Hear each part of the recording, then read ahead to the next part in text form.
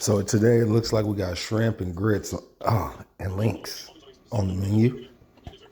Go ahead, get your bacon. I like to chop my bacon in half. Y'all know I use the black pepper bacon, but the thing with the bacon is shrimp doesn't render fat. Shrimp does not have fat, so that bacon grease is going to be used to cook my shrimp.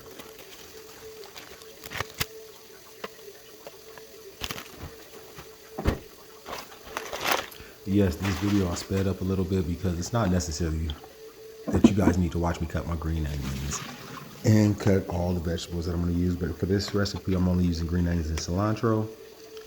I use black pepper.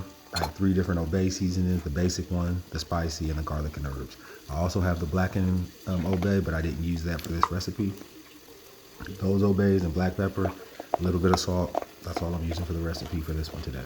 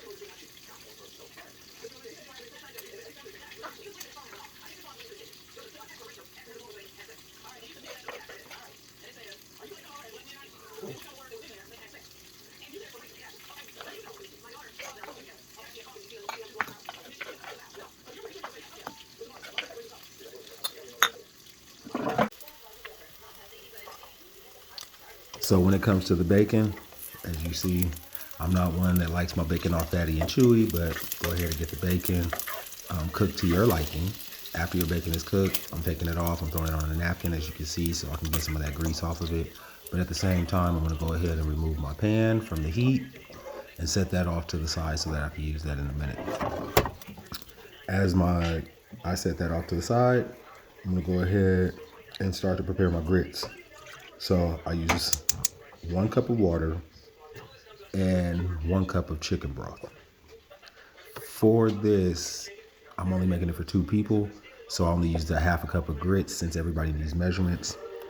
If you're making it for a larger family or a smaller family, whatever your recipe is requiring, what you want to do is use half water and half chicken broth. The chicken broth is actually going to be added because it's going to add flavor to your grits.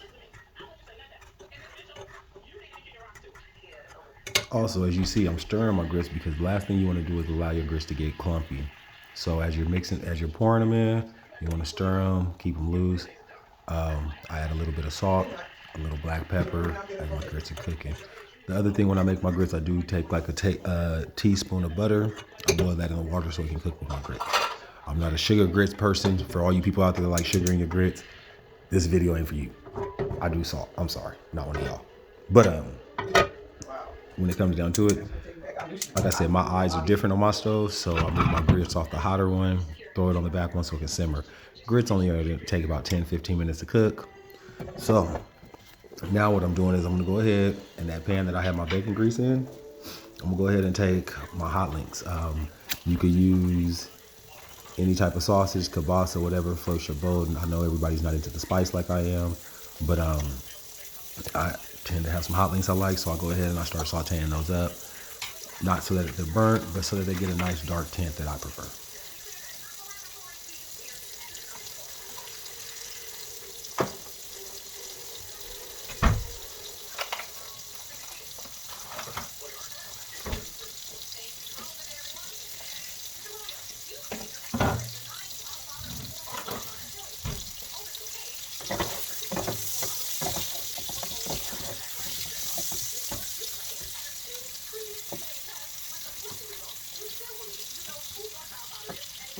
So as you see, as I'm flipping my sausage, some of it can be a pain in my butt. So kind of put my hands closer than most people probably would.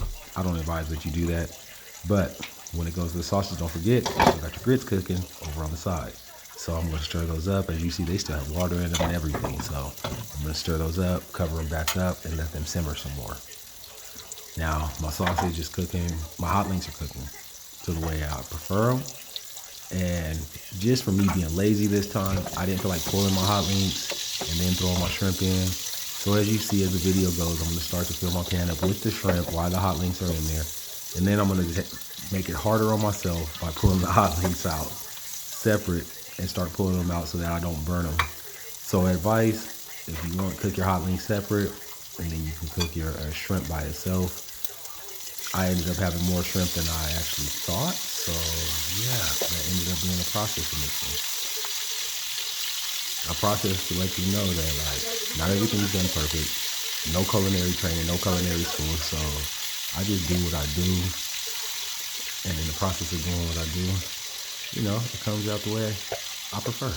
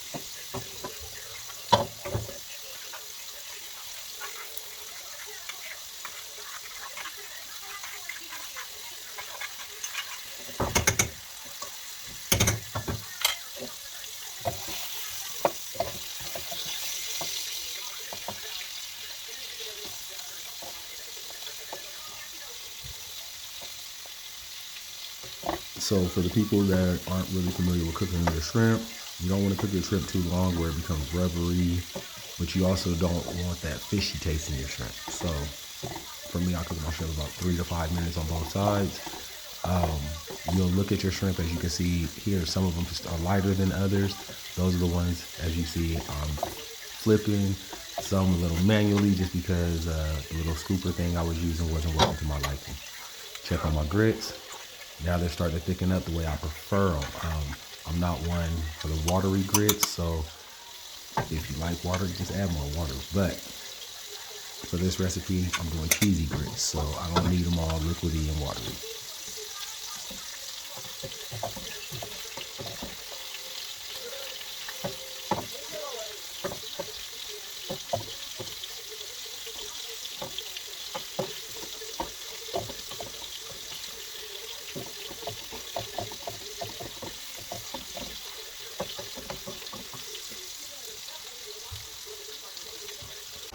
So once your grits are done, as you see, I pull them off that eye. I drop a little more butter in there.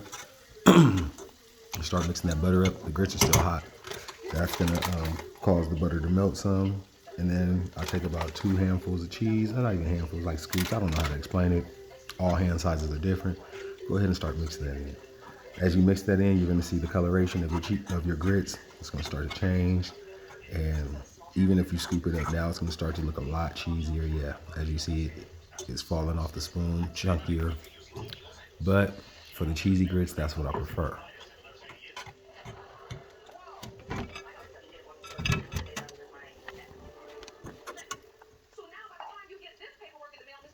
So my grits are done. As you see, my shrimp is sitting there done. My bacon was already cooked. That's off to the side just to have on the side now that I use it for the fat off of it. Put a layer of cheese on top of my grits. Go ahead and just by the time that's melted in, I'll be ready to grab my bowls, pull those off to the side. Look at that, looks so good. And go ahead and start plating. Now, like I said, I didn't go to culinary school. I'm a guy. I don't have all the prettiest plates and the best decorations. But when it comes to your stomach, you will be a happy camper when it comes to that. And go ahead, scoop those grits out, drop them in a bowl. Some people like their food to touch, some don't. Me personally, it don't matter. So go ahead, start dropping my shrimp in with my grits. You can use the shrimp without the tails so that you don't have to pull tails off in the process of eating it. But the 31 to 40 count that I purchased, they actually come with tails. If you do the 71 to 90 count, you're gonna have smaller pieces of shrimp. Might be more feasible for like a bigger family if you're cooking a larger meal. But when I'm cooking for just two people, I like to get some nice meaty sized shrimp. As you'll be able to see from a lot of my recipes, I'm big on shrimp. I'm big on black pepper bacon. So now that I have my grits plated at the bottom of my bowl, drop in all my meat, I'm gonna go ahead and grab my green onions, start to sprinkle that. Mainly keep it over my grits since that's what's mixable. I mean, you could drop it over your shrimp for pretty purposes, but the truth about it, it's gonna probably just fall off in the bowl. Grab the cilantro, start dropping some of that in there. So this green onions are gonna give you this crunch as you bite into your grits, and the cilantro is just extra flavor. Now, I'm sure after making this meal, you guys know what I'm about to say. Don't bother me.